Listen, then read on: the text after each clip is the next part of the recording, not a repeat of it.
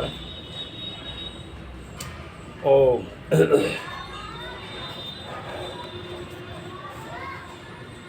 ओम विश्वानि देव सवितर्दूरितानि पराशुभे यद्भद्रं तन्ने अशुभे। आज भारतीयों में करवा चौथ का ये पर्व है, दिन है, महिलाएं व्रत करती हैं। तो मैं ये आर्यवेद दर्शन पर आज ये चर्चाएं रखूँगा कि गृहस्थ का धर्म क्या है, गृहस्थ को के नियम क्या हैं, उस पर मेरी चर्चा होगी। वैदिक विवाह के पश्चात पति पत्नी के संबंध हो, जब शादी हो जाए तो पति पत्नी के संबंध कैसे होने चाहिए, उनके कर्तव्य क्या होने चाहिए गृहस्थ के प्रति, आज मेरी वो चर्चा रहेगी। चलिए, एक घर का राजा, एक है घर की रानी, जब सदगृहस्थी बन गए तो फिर कैसी खेचातानी। फूलों की भांति पति पत्नी खिल के जीवन की राहों में चले दोनों मिल के, जैसे मिले हैं आपस में दूध पानी। देखिए, पहले तो हम विवाह से पहले एक दूसरे की खूब परीक्षा ले लें, गुण कर्म स्वभाव को जान लें, परिवारों को जान लें, और जब भाई शादी हो गई, संबंध जुड़ गया, फिर उसमें कोई वो नहीं है कि वो गलत है या वो गलत है, फिर आपस में सुधार करके, और गृहस्थ में तुम बंध गए हो, आगे गृहस्थ में तुम चलो, उत्तम संतानों को जन्म दो। ये है गृहस्थ आश्रम। एक घर का राजा, एक है घर की रानी, जब सदा गृहस्थी बन गए तो कैसी खेचातानी।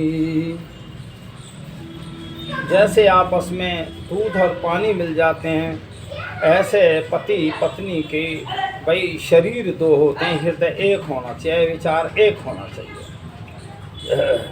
दो नदियों का जल मिले जैसे, पति पत्नी का मन मिले ऐसे, जीवन सफल हो, सुखी हो जिंदगानी। एक घर का राजा, एक है घर की रानी, जब सदगृहस्थी बन गए तो फिर कैसी खेचातानी। जैसे गाड़ी के दो पहिए मिलकर ऐसे चलते रहिए, मंजिल पे जाने की यही एक निशानी। एक घर का राजा, एक है घर की रानी, जब सदगृहस्थी बन गई तो फिर कैसी खेचातानी। ग्रस्त धरा पे स्वर्ग की झलकी, समझो इसे करो मंजिल को हल्की। प्रेमी कभी भी न कर देना नादानी, महेंद्र कभी भी न कर देना नादानी। एक घर का राजा, एक है घर की रानी, जब सदगृहस्थी बन गई तो कैसी खेचातानी। देखिए भाई, जैसे गाड़ी के दो पहिए होते हैं, वैसे ये गृहस्थ रूपी गाड़ी के दो पहिए पति पत्नी हैं। तो अगर एक गाड़ी का पहिया खराब हो जाए तो वो गाड़ी चलती नहीं है। इसीलिए तो भाई दोनों स्वस्थ रहें। और देखिए, ऐसा नहीं है, गृहस्थ में भी हम उत्तम संतानों को जन्म दें, ब्रह्मचर्य का पालन करें। ये तो 100 साल के लिए मिला हमें शरीर कम से कम, तो हम खूब सुख भोगें। खूब तुम जो है दादा परदादा दादी परदादी खूब बनो, लंबे वो ग्रस्त निभा करके लंबा परिवार होके तब ये ग्रस्त का फायदा। अब हम देखिए, अगर पति पत्नी का सच्चा प्यार हो जाए तो मैं कहूँ गृहस्थ जो है स्वर्ग बन जाए। तुम प्यार से मत रहो, तुम घर को नरक बना लेते हो। कहीं रोज जो है खान पान दूषित के कारण, कहीं पति शराब पीता है, पत्नी को की मार पिटाई करता है, खाना भी नहीं बनता घर में, बच्चे भी रो रहे हैं। क्या ये गृहस्थ हुआ? क्या इसीलिए आपने ये गृहस्थ जीवन धारण किया, गृहस्थ में गए?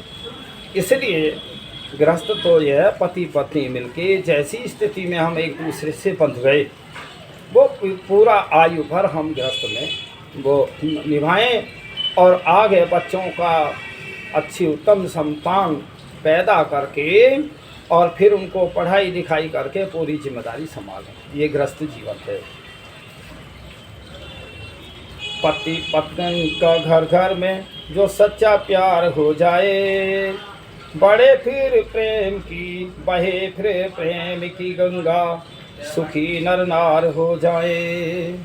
पति पत्नी का घर में जो सच्चा प्यार हो जाए तो बहे फिर प्रेम की गंगा, सुखी नर नार हो जाए। जहाँ शिक्षित हो देवी और गृहस्थ का कार्य सुंदर, मधुर बोलें जहाँ देवी और सुखी परिवार हो जाए। देखिए, आज वैसे कोई लड़की ऐसी होगी जो पढ़ी लिखी ना हो, सब पढ़ी लिखी हैं। और मैंने तो वो ज़माना देखा जब गांव में कोई पढ़े लिखे ही नहीं होते थे। अगर कहीं पहले फ़ोन तो थे नहीं, और वो चिट्ठियाँ आती थी डाक के द्वारा। अब डाक के द्वारा जब चिट्ठियाँ आती तो वो लिए फिरते थे, भैया देखियो कहाँ से आई है मेरी चिट्ठी है, क्या है, राज्य खुशी है को कुछ होगा। तो इसलिए एक ज़माना वो था। और आज ये है अनपढ़ कोई है नहीं। अगर हम ज्ञान की चर्चा में जाएं, धर्म कर्म की चर्चा में जाएं, तो हमें पढ़े लिखे से भी आज के नज़र नहीं आते। पहले जब अनपढ़ थे तो हमारी भारतीय प्राचीन संस्कृति वैदिक की संस्कृति थी, ऋषि मुनियों की थी।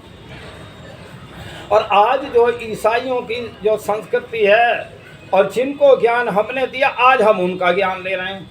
ये कारण यहाँ आ रहा है। तो इसलिए जहाँ शिक्षित हों देवी, गृहस्थ का कार्य सुंदर, मधुर बोलें जहाँ देवी, सुखी परिवार हो जाए।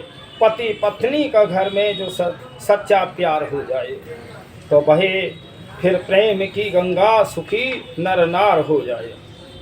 दे शिक्षा ऐसी बच्चों को, बने विद्वान सब बालक, और धर्म शिक्षा का अगर इस देश में प्रचार हो जाए। देखिए, हम शिवाजी की माँ जीजाबाई थी जो बहुत प्रेरणा दे करके और बहुत किले जो है शिवाजी ने जीते। और भाई आज हम राम का गुणगान गाते हैं। राम की माता बहुत शिक्षित और विदुषी और विद्वान थी, हम किस किस मिले में। और भाई श्री कृष्ण जी की माता देव की बड़ी विद्वान और विदुषी थी। तो इसलिए देखिए, उत्तम संतान कब होगी? जब माता पिता विद्वान होंगे, शिक्षित होंगे, धार्मिक होंगे, तब उत्तम संतान घर में आएगी। दे शिक्षा ऐसी बच्चों को, बने विद्वान सब बालक, और धर्म शिक्षा का अगर इस देश में प्रचार हो जाए। पति पत्नी का घर में जो सच्चा प्यार हो जाए और बहे फिर प्रेम की गंगा, सुखी नर नार हो जाए। देखिए, आज जो है ज़्यादातर भाई महिलाएं व्रत रखती हैं। व्रत का कई कारण पूछते हैं। मैं कल भी कई से चर्चाएं कर रहा था देवियों से। मैंने कहा भाई तुम व्रत करती हो? यहाँ पति की लंबी आयु की कामना की करते हैं, मगर वो तुम बहुत अच्छी हो, ये ऐसी परंपराएं भारत की नारियों में ही है। पर भाई ऐसे तुम्हारे व्रत करने से भी लंबी आयु नहीं होगी जब तक तुम जो है पति की आज्ञा कानी नहीं होगी। मान लो पति कहीं सर्विस करता है, अब वो सारे दिन तो काम करा, हारा थकाया, अब उसको जो है तुमने जो घर की समस्याएं और अपनी जो शुरू करती, क्रोध में, अहंकार में टें टें करने लगी। भाई पहले वो आया है हारा थक आया, उसे चाय पानी पिलाएं, राजी खुशी की पूछें, तब प्यार से मीठी वाणी में कोई अपनी बात कहें। और तुमने पहले ही उसे जो है भाई उल्टा सीधा शुरू कर दिया। तो ये बताओ कि आयु घटेगी पति की या बढ़ेगी? तो इसलिए जब पत्नी पति की आज्ञाकारिणी होगी और उसको खुश और प्रसन्न रखेगी, घर की व्यवस्थाएं सही रखेगी, तो पति की आयु बढ़ेगी।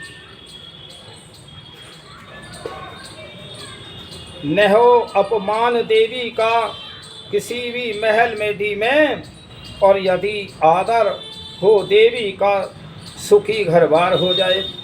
तो यहाँ जो कर्तव्य है पत्नी का ही नहीं है, पति का भी कर्तव्य है। देखिए पत्नी भी, इनको देवियों की उपाधि दी है और इनको लक्ष्मी भी कहते हैं। जो लक्ष्मी, कहीं रुपया पैसा लक्ष्मी तुम्हारा बैंक में क्या रखा कोई नहीं जानता, लेकिन घर में तो घर की लक्ष्मी स्त्रियाँ ही हैं। तो वो भी जो है, तुम लक्ष्मी का भी सम्मान करो। अगर कहीं घर में लक्ष्मी रूठ जाए तो घर का हाल क्या हो जाएगा। तो इसलिए विचार करो, ये दोनों का ही कर्तव्य है। ये गृहस्थ रूपी गाड़ी में दोनों ही अपने अपने फर्ज को अदा करें। बहू और सास का नाता हो पुत्री जैसे और माता, बहू और सास का घर में फिर पूरा प्यार हो जाए। देखिए एक बात सुनो, सास भी बहू को पुत्री के समान समझे और वो बहू भी जो सास को माँ की समान समझे। तो देखो एक बात सुन, अब वो माँ तो जन्म देने वाली हो तो छूट गई, घर छोड़ आए, अब तो यही जीवन तुम्हें व्यतीत करना है। और एक बात सुनो, इस माँ का भी बड़ा उपकार है, तुम्हें सारी घर संपत्ति का तुझे मालिक बनाया है और कितना सुंदर तुझे पति नौजवान दिया है, इस माँ की तो है। तो इसलिए और हम किसी का सम्मान और प्यार करते हैं तो हम समझो धर्म भी कमा रहे हैं, पुण्य भी कमा रहे हैं। तो इसलिए ये प्रत्येक पर्व हमारे भाई बहुत अच्छे अच्छे पर्व हैं। अगर हम इनको महत्व दें, इनको समझें, तो वास्तव में ये हमें बहुत प्रेरणादायक है। तो मैं भी कह रहा था, बहू और सास का नाता हो पुत्री जैसे और माता, और बहू और सास का घर में फिर जो पूरा प्यार हो जाए, पति पत्नी का घर में जो सच्चा प्यार हो जाए, बहे फिर प्रेम की गंगा सुखी नर नार हो जाए। ऐसा नहीं है। देखिए मैंने देखा भाई, जब अंग्रेजी शासन था उसके बाद मेरा जन्म है आज़ादी में, तो मैं ये देखता था बहुत, उस समय साधन तो यहाँ थे नहीं भारत में, तो बहुत मुसीबत से दिन कटते थे। कई बार कई घरों में रोटियां भी नहीं बनती थी, इतनी हालत ख़राब थी, लेकिन उनमें सच्चा प्यार था। आज क्या है, जब तो भूखे भी प्रेम से रह रहे थे और आज झिके झिकाए लड़ते हैं। ये देखो ना भाई, क्यों लड़ते हैं? हमारा खान पान खराब हो गया, हम गंदी गंदी बातें सुनते हैं, गंदी फिल्में देखते हैं, गंदी व्हाट्सएप पे लोग ही गंदी गंदी बातें छोड़ते हैं फ़ोनों पर। तो इसलिए इससे फिर हमने अपनी वैदिक संस्कृति को छोड़ दिया। राम श्री कृष्ण जैसे महान आत्माओं के हमने इतिहासों को पढ़ना छोड़ दिया। माता सीता और बहुत सारे कौशल्या जैसी देवियों का हमने इतिहास पढ़ने छोड़ दिया। ये सारा गड़बड़ है। तो इसलिए हों बेटे आज्ञाकारी, वह सारे भाई प्रेमी हों, और विवाह गुण कर्म से होवे सुखी संसार हो जाए। आज क्या है, वो बहुत अच्छी गाड़ी दे रहा है, वो 10 लाख रुपया दे रहा है, करोड़ों करोड़ों तक सोने अब जो है वो आने लगे कि 1 किलो सोना मिलेगा, कहीं कुछ मिलेगा। बताओ क्या यही संबंध रह गया? तो देखिए कहीं हम प्राचीन इतिहासों में देखें तो कहीं कोई लड़कियों का इस तरह होता था जो आज हो रहा है, बिक्री हो रही है आज। तो इसलिए ये सारा प्यार तो वहीं ख़त्म हो जाता है। और फिर वो आ गई या कोई बात तो किसी कारण से उस समय विवाह में कमी रह गई, तो फिर जो है लड़का उस लड़की को परेशान करके, कई तो बेचारी मर जाती हैं, आत्महत्या कर देती हैं, और कुछ मारती जाती हैं कि भाई ये ना वो, या डिमांड करते हैं कि मुझे 10 लाख चाहिए, 2 लाख चाहिए, गाड़ी चाहिए। क्या यही सच्चा प्रेम है? यही गृहस्थ है? इसीलिए तुम गृहस्थ में बंधे थे। पहले विचार करो गृहस्थ का कि गृहस्थ की जिम्मेदारियां हैं क्या। मेरी पोती की शादी थी 2 साल पहले, तो मैंने एक विचार किया। मैंने कहा भाई जो कार्ड छपें वो छपें। पहले जो लड़का लड़की या अपने गृहस्थ में बंधने जा रहे हैं वो नियमों को जाने कि हमें गृहस्थ शादी करने के बाद हमें क्या नियम निभाने हैं। तो सारे मैंने उसमें दिया। फिर मैंने सोचा ये ऐसे ही हमारे जो है वो होते हैं ना जो शादियों के कार्ड, इसी प्रकार के छपने चाहिए। ऊपर एक पेज पे अपना वो लिख दो, टाइम टेबल लिख दो, हर चीज़ को करें उसका नाम लिख जाओ और क्या है। तो वो लड़का लड़की अगर वो आपस में वो पढ़ेंगे कि भाई हमारी ये जिम्मेदारियाँ हैं, हम इसलिए गृहस्थ में बंध रहे हैं, तो वास्तव में जो घर भी स्वर्ग हो जाए, देश भी स्वर्ग हो जाए। नरक का द्वार जो नंदलाल कहते गृहस्थ को मूर्ख, और चले वेदों की शिक्षा पर तो स्वर्ग का द्वार हो जाए। अगर वेदों को सब अपना लें तो वास्तव में सुखी हो जाए। नरक का द्वार जो महेंद्र कहते हैं गृहस्थ को मूर्ख, और चले वेदों की शिक्षा पर तो स्वर्ग का द्वार हो जाए। वेदों में तो कहीं धन का कोई वो बात ही नहीं आई है। वहाँ तो सारा जीवन व्यतीत करना, और गृहस्थ तो उत्तम संतान पैदा करने के लिए है, ना कि जो संतान भी हुई चोर डकैत बनी तो क्या है, पाप लगेगा या पुण्य लगेगा। तुम्हें विचार करो इन शब्दों पे। पति पत्नी का घर में जो सच्चा प्यार हो जाए और बहे फिर प्रेम की गंगा, सुखी नर नार हो जाए। आपस में प्रेम हो तो भाई वास्तव में घर में स्वर्ग। स्वर्ग कहाँ है? स्वर्ग तो हमारे आपस के प्रेम में है ना। सुख ऐसे नहीं कि हमने बहुत बढ़िया चीज़ खाई जब सुख है, ऐसा नहीं। सुख तो हमारे प्रेम में है, प्यार में है, और जीवन की दिनचर्याओं में है। रोज़ हम घर में गृहस्थी हैं, हवन करें और दोनों समय संध्या करें, भूखे नंगों को भोजन दें, ये गृहस्थ का धर्म है। देखिए गृहस्थ क्या था, पहले जो है हम गृहस्थ में जो भोजन बने अतिथि को खिलाएं, बाद में वो जो है स्वयं भोजन करें। 2 अतिथि तो प्रत्येक घर में होते हैं, माता पिता सास ससुर अतिथि हैं हमारे, और भी कोई ना हो तो एक ना एक विद्वान हो गए होंगे, लगभग 30 वर्ष हो गए होंगे। तो वो आर्य समाज के जल से हम बता रहे थे कि पहली ये भारत की परंपरा रही है कि पहले गृहस्थ को भोजन करा करके तब गृहस्थी भोजन करते थे। तो एक गृहस्थ में भोजन तो बन गया पर कोई अतिथि ना आया। वो आदमी ढूंढता फिर रहा था, भैया पहले हमारे घर में भोजन कर लो, हमारे बच्चे भूखे बैठे।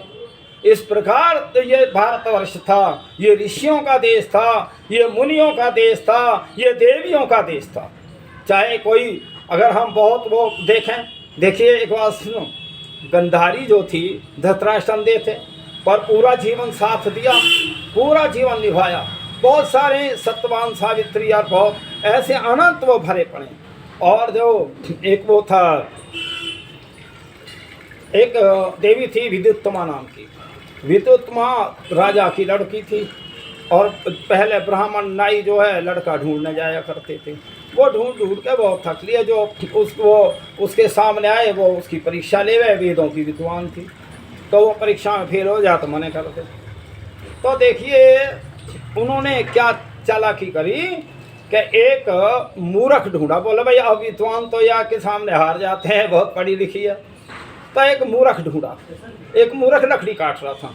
वो गड़रिया था, पेड़ पर चढ़ के लकड़ी काट रहा, और जब लकड़ी काटता ना जो बुद्धा होता है, डाला होता है, वो उधर बैठा, जब कटे तो वो गिरे और हाथ पैर टूट जा।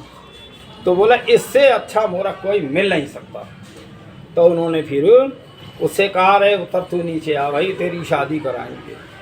कुल मिला के वो ले गए। लड़की ने प्रश्न किए, वो लड़की से बोला ये बोलता नहीं है, ये इशारे में तुम्हें प्रश्नों के उत्तर देगा। तो उसने लड़की ने एक उंगली करी, एक उंगली दिखाई, तो उसने 2 उंगलियां करी। वो इतना बुद्धिमान तो था नहीं, उन्हें सोचा ये तेरी एक आंख फोड़े तो मैं दोनों फोड़ दूँ, 2 उंगली करी। उस लड़की विद्वान थी, उसने भी समझ लिया कि एक ईश्वर है, दूसरा जीवात्मा है। फिर उसने जो है 5 उंगलियां करी। तो इसलिए भाई 5 तत्व हैं, तो 5 तत्व का जो मालिक है वो परमात्मा है। इस प्रकार से जब 2-4 प्रश्न करे तो वो लड़की समझ गई विद्वान है।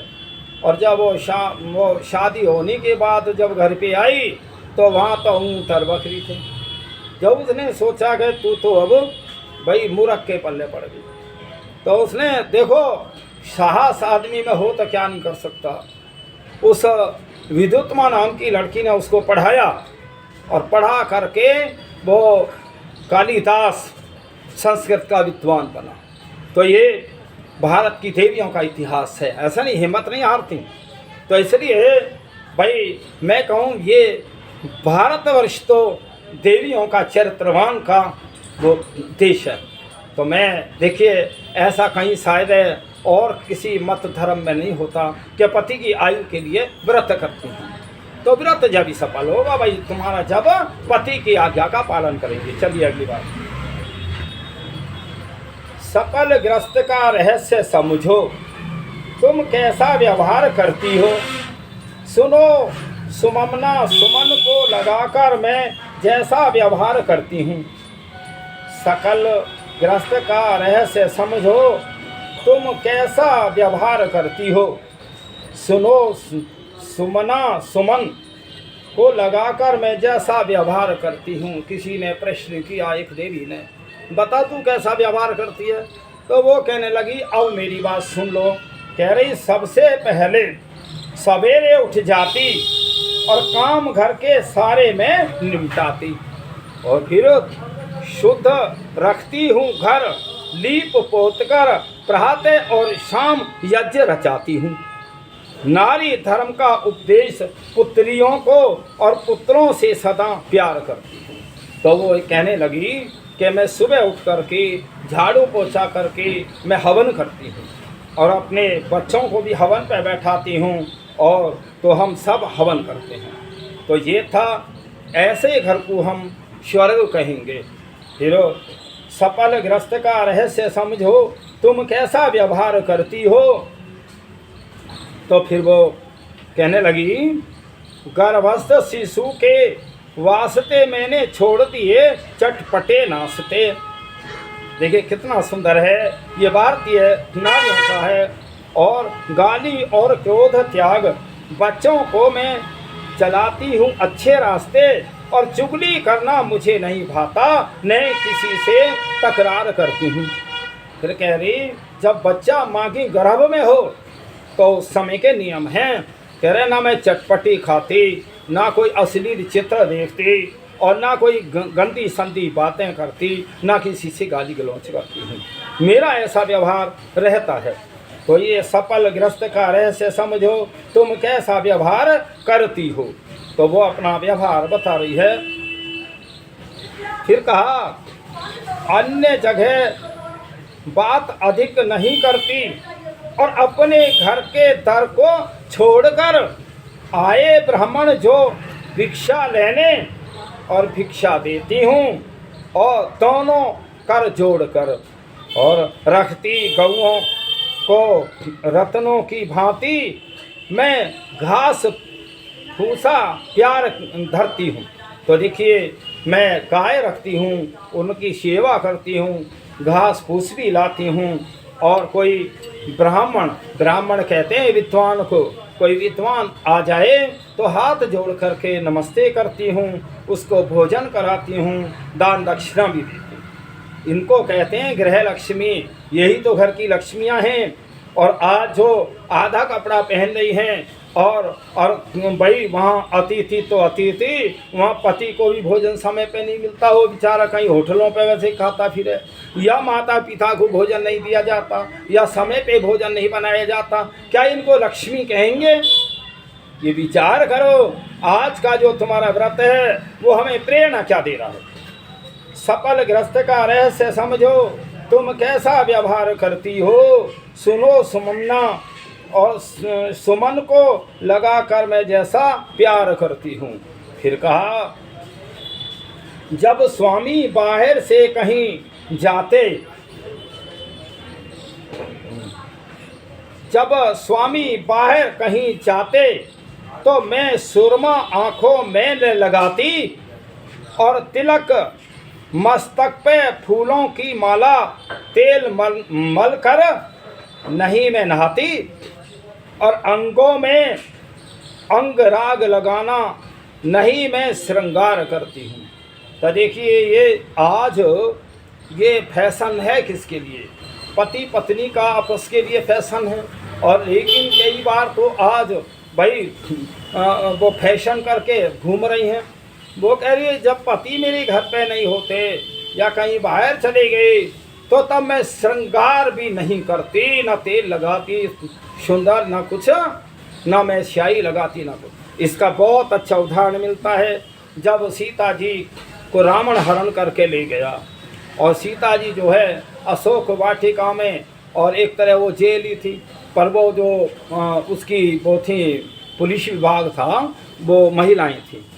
तो देखिए पहले जाते भाई सीता तो बहुत सुंदर थी और सीता की माता तपस्वी योगिनी थी। और महाराज दशरथ को जिसको विधेय कहते हैं, विधेय ऐसा नहीं है कि शरीर नहीं था, शरीर के बिना तो आत्मा कहाँ रहेगी। विधेय का मतलब राजपाट में भी होते हुए उन्हें कभी राजपाट का मोह नहीं था और परमात्मा में ध्यान देता था। मैं सीता जी की बात कर रहा था अभी। तो सीता जी ने अपने शरीर पर राख मलती थी और अपने जो बाल थे, बालों की बत्ती बड़का दूध लगा करके बत्ती सी बना ली, सुंदरता ही छिपा ली। ये है वो समझती थी सुंदरता के कारण ही तो तेरा हरण हुआ है, और आगे जो है इस सुंदरता के कारण और भी कोई तेरी बेइज्जती हो या कुछ हो। तो इसलिए भाई फैशन तो पति के लिए है, ऐसा नहीं, ये दिखावे के लिए नहीं है कि हम फैशन करके हम गलियों में घूम रहे हैं, ये बिल्कुल गलत है। तो इसलिए आज की उससे व्रत से तुम प्रेरणा लो। व्रत तब सफल होता है, भूखा रहना व्रत नहीं है। हम अपनी बुराइयों को त्यागें, अच्छाइयों को धारण करें, इसका नाम व्रत है। तो फिर सफल ग्रस्त का रहस्य समझो तुम कैसा व्यवहार करती हो। फिर कहा कि जब आए बाहे से पति घर पर आसन देती हूँ, लाऊं जल भरकर, पहले आसन फिर जल। जो उनको पसंद आता है मैं भोजन बनाऊं वह रुचि का, और जो उनको पसंद न आए मैं उसका तिरस्कार करती हूँ। ये है आयु बढ़ाने का, जो पति स्वीकार करें जो भोजन वैसा बनाएं और जिसको मने करें उसको ना बनाएं। तो ये होती हैं आर्य नारियों के लक्षण हैं। ये आर्यों के घर में आज भी ऐसा ही होता है। आर्य नारियां ऐसी ही होती हैं, इतनी विदुषी होती हैं, ऐसा नहीं है वो कभी कोई छल कपट का। और मैं एक बात बताऊँ, जितने भी त्याग पत्र हुए हैं रोज हो रहे हैं, तलाक हो रहे हैं रोज, तलाक किसी आर्य के घर का नहीं देखा होगा आपने। ये है आर्य की परंपराएं। भाई आर्य तो राम थे, कृष्ण थे, और देवियाँ सीता थी, रुक्मणी और बहुत सारी थी, तो उनमें कहाँ त्याग। इसलिए फिर कहती कि सफल ग्रस्त का रहस्य समझो तुम जैसा व्यवहार करती हो। फिर कह रही है गर जरूरी भी हो काम कोई, मैं सोते हुओं को न जगाती। देखिए कहीं क्या है, पति काम कर रहा है, पत्नी सो रही है, वो कह रही मैं अपने पति को सोते हुए नहीं जगाती। ये है व्रत। आज प्रतिज्ञाएं करो। और भाई फिर परिवार के पालन पोषण में दिल उनका नहीं मैं दुखाती। भाई आप अगला कमाता 10,000 खर्चा बता दिया 12,000 का, 2,000 कर्जा हो गया, तो अब आयु घटेगी कि बढ़ेगी। तो ये कह रही हैं कि मैं कभी भी परिवार के खर्चे में मैं दिल नहीं दुखाती, जो उनकी इच्छा है। सबके सामने या एकांत में भी ने गंदा उपहास करती हूँ, कभी भी जो अपने पति की वो बुराई नहीं करती है। ये होती हैं आर्य देवियाँ। तो इसलिए आर्यों से सब गुण लिया करो। मैं कहता हूँ चाहे पुरुष हैं और चाहे स्त्रियां हैं, स्त्रियों से गुण सीखें और आर्य समाज के कार्यक्रमों में जाया करो। और मैं कहूँ अगर कोई विद्वान है दुनिया के अंदर, मैं घोषणा पूर्वक कहता हूँ केवल आर्य हैं जो वेदों को पढ़ते हैं। और जो है और संसार के लोग भटक रहे हैं, अपने को धर्म तो कहते हैं, ये धर्म अच्छा वो धर्म अच्छा, धर्म है ही नहीं। धर्म तो वैदिक धर्म है जो अनादिकाल से सृष्टि के आदि से चला आया है। उस वैदिक धर्म को पढ़ा करो, वेदों को पढ़ा करो, घर स्वर्ग बन जाएगा। फिर का सफल गृहस्थ का यही है, मेरे कारण किया प्रश्नों का आपके निवारण, और सुनो वेद की नरेश के भजन में, सत्य समझो या समझो उदाहरण। सुनो महेंद्र के भजन में, सत्य समझो या समझो उदाहरण। इच्छा आपकी है, मानो न मानो, पर मैं तो स्वीकार करती हूँ। वो कहती है मैं वेद की बात स्वीकार करती हूँ, कोई माने चाहे ना माने। तो सत्य सनातन वैदिक धर्म का मैं इसलिए प्रचार करती हूँ। भाई जो हमारे विदुषियाँ हैं, आर्य समाज की विद्वान हैं, बहुत अच्छे अच्छे, वो आप व्हाट्सएप पे उनके भजन सुन लिया करो, कितना सुंदर सुंदर उपदेश देते हैं। ऐसा नहीं है भाई, वो विद्वान हैं, विदुषी हैं।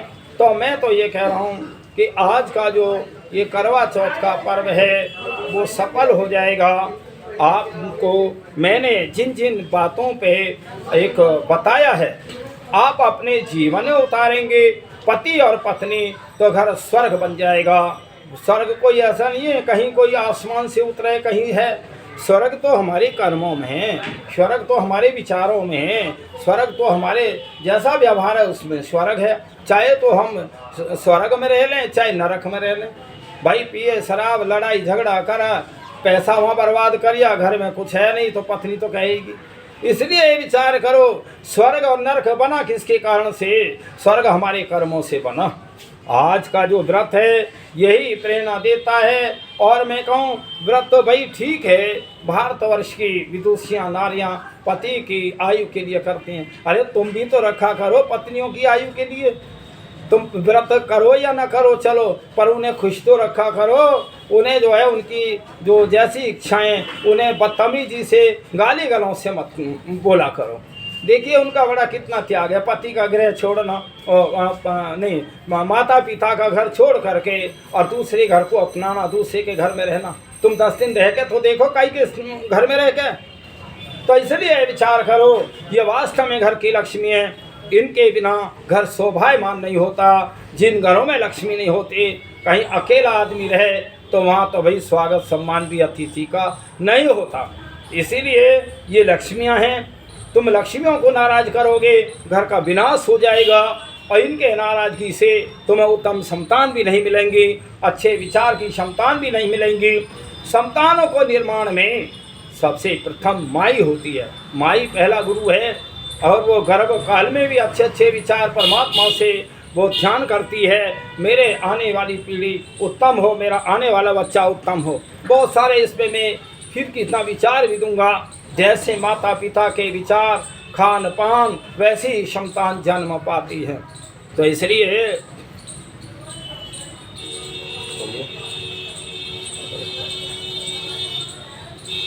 तो देखिए आज का पर्व हमें यही शिक्षा देता है कि हम गृहस्थ आश्रम में हम मिलजुल करके रहें। भाई ये तो गृहस्थ तो मिलजुल के, अगर हम एक एक व्यक्ति अलग अलग रहें तो समय नहीं कटता है। इसलिए हमें परमात्मा ने दोनों को मिलाया है, तो हम 100 वर्ष तक कम से कम जिएं। ये शरीर हमें 100 वर्ष के लिए मिला है। तो मैं इतना ही कह करके, और ये पर्व तभी सार्थक होगा कि जब इन बातों पे विचार करेंगे, अपने इनको जो है आदर्श मान करके इन शब्दों को अपने जीवन में उतारेंगे, दिनचर्या में उतारेंगे, तो वास्तव में आपका घर स्वर्ग हो जाएगा, आपका पति पत्नी में प्यार हो जाएगा, प्रेम हो जाएगा। तो इसलिए मैं आज इतना ही कह करके, और एक बात सुनो, जब मेरी वीडियो को सुना करें और वो देखा करें, बहुत लोग वो लाइक नहीं करते। वीडियो को लाइक करना चाहिए, तुम्हें अच्छा लग रहा है तो तुम ऐसे नहीं ना। तो मैं तो विचार अच्छे ही देता हूँ, वैदिक संस्कृति का ही देता हूँ, ऋषि मुनियों का ही देता हूँ, समाज सुधार के लिए देता हूँ। मुझे कोई इसके लिए नहीं है, ना मुझे कोई किसी के इनाम की आवश्यकता है, ना कोई कुछ है। लेकिन मैं तो समाज सुधार के लिए मैंने जो अपने जीवन में ज्ञान प्राप्त किया वो मैं ये चाहता हूँ कि वो ज्ञान मैं सबको दूँ। ऐसा मेरा उद्देश्य है। इसलिए प्रत्येक पर्व पर प्रत्येक उसमें मैं कोई ना कोई ऐसे विचारों की वीडियो मैं बनाता हूँ। तो मैं सभी भाई मैं आर्यों देवियों को और पुरुषों को ये कहता हूँ, गृहस्थ में प्रेम से रहा करो तो तुम लंबे जीवन जियोगे। और एक बात सुनो, मैं न भारतवर्ष की बात करता ना किसी और देश की बात करता, मैं सारे मनुष्य मात्र के लिए बात करता हूँ, सारे विश्व के लिए कहता हूँ। हे सारे विश्व के लोगों, तुम जो है इन ऋषि मुनियों की वाणी को अपनाओ, ऋषि मुनियों के ज्ञान को अपनाओ, तो वास्तव में तुम बहुत आगे बढ़ोगे, तुम सुख शांति से अपना जीवन जियोगे। और मैं तो इतना ही कहता हूँ, सबके परमात्मा सबके घरों में सुख शांति रखे, आपस में पति पत्नी का प्रेम रहे। मैं ऐसी परमपिता परमात्मा से कामना करता हूँ, प्रार्थना करता हूँ, संसार के लोग सुखी रहें। ताई कह के ओम शम।